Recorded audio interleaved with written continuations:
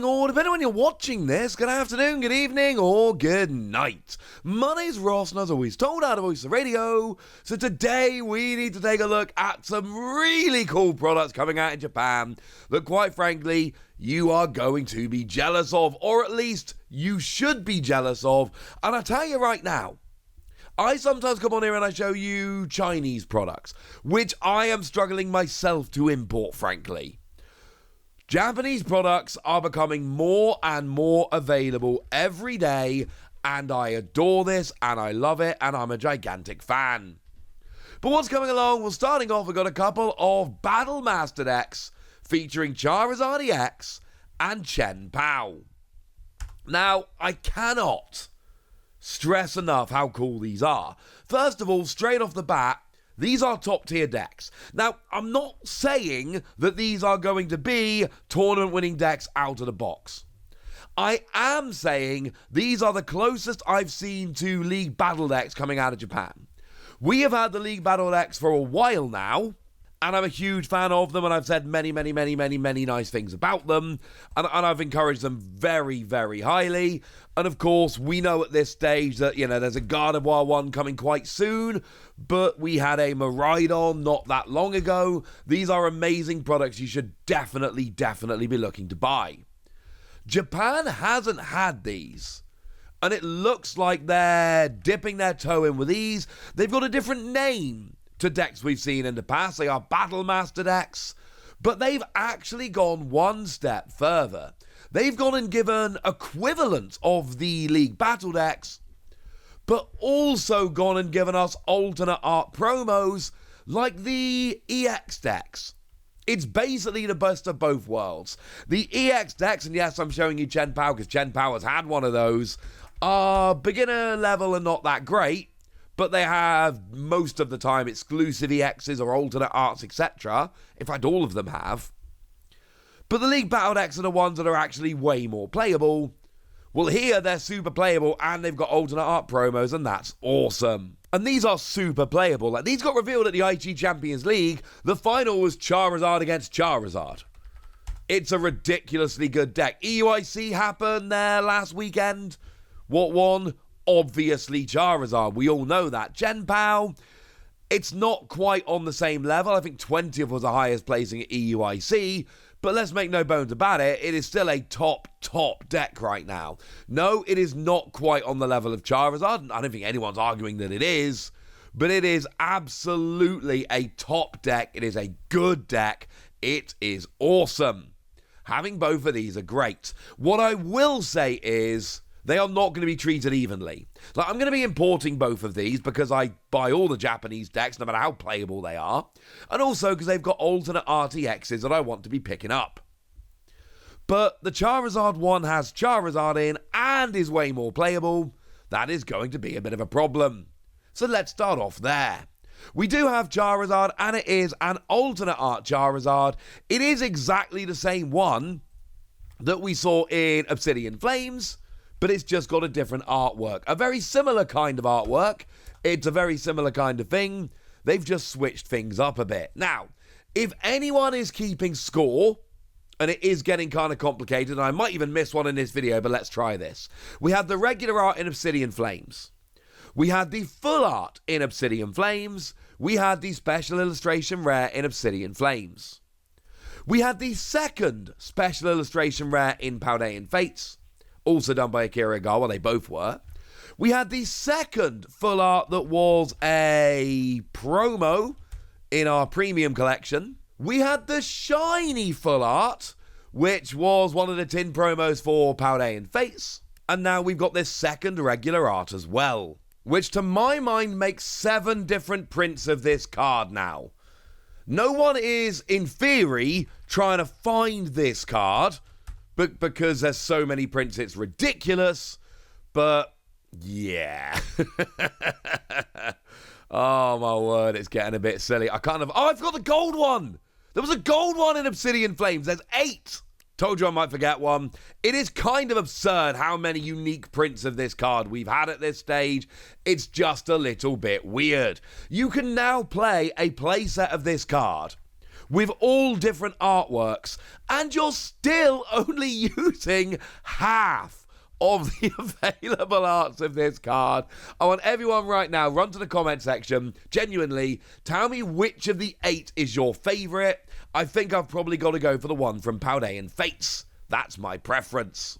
So we got a new Charizard, except it's not new, it's just a new artwork. By the way, yes, I know there's like a prize pack stamped one, etc. I'm just going for unique artworks here.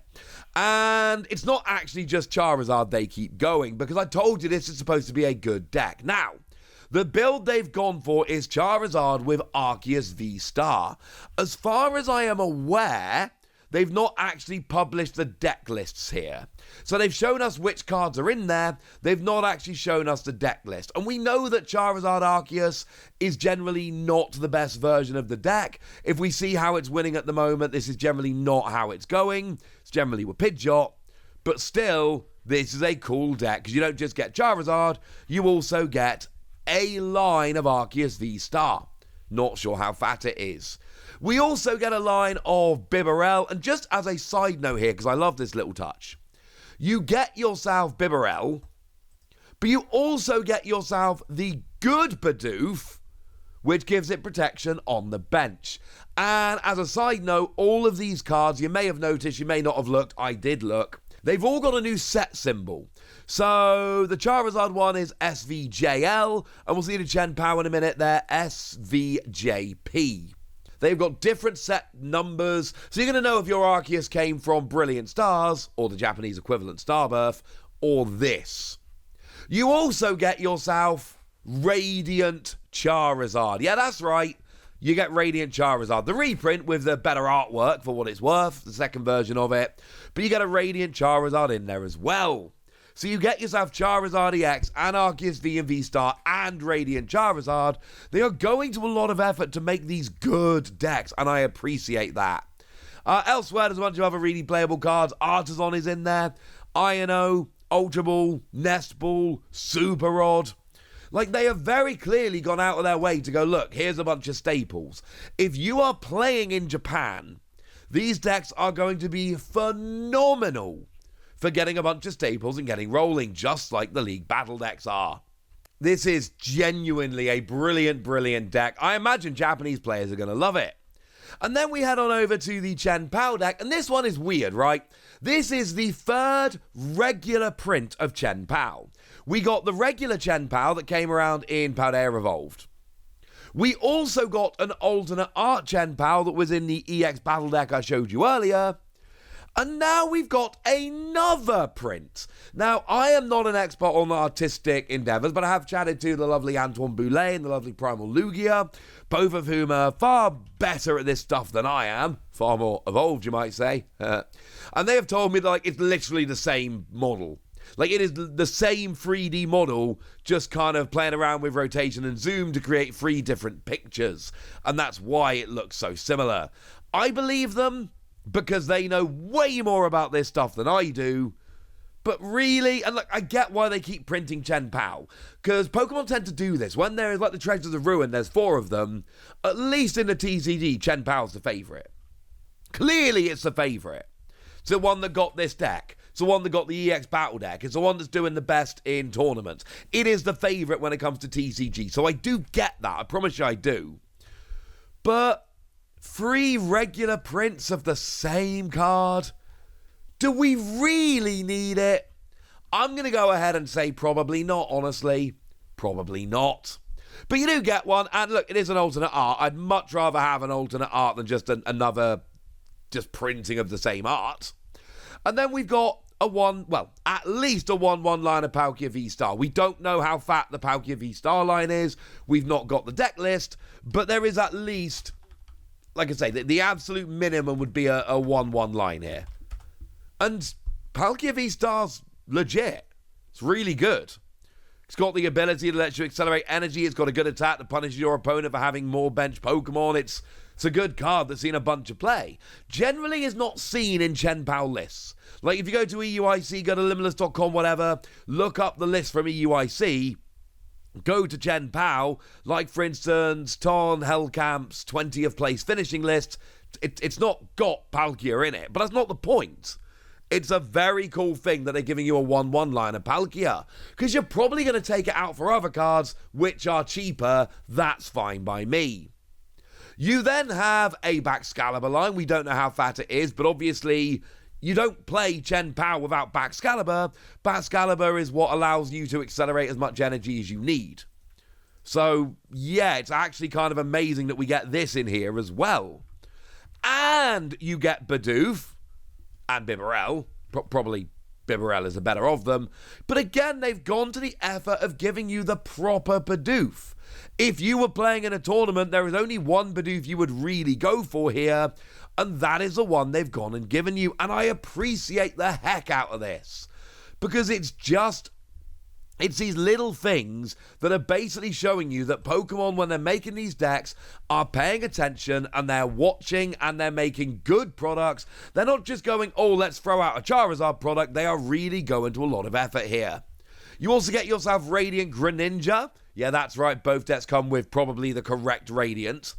No word of ace specs here. It doesn't look like you get an ace spec in the deck, but they're giving you an EX, a 1/1 line of a V-Star, and a Radiant Pokemon. You can go and buy your own ace spec. It's going to be fine. And then elsewhere, you get Superior Energy Retrieval. Phenomenal card for this deck for recovering your energy, which you're going to need.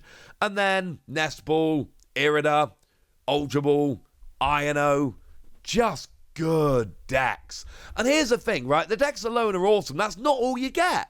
Here's the full picture of the Charizard deck. You'll notice you get yourself a little paper playmat, bunch of counters made of cardboard, but also proper Charizard sleeves. Yeah, it literally comes with an alternate art Charizard and Charizard sleeves. That is going to make people happy. People are going to like this. And then Chen-Pao, you've got the equivalent. The playmat is a paper playmat. Don't get excited.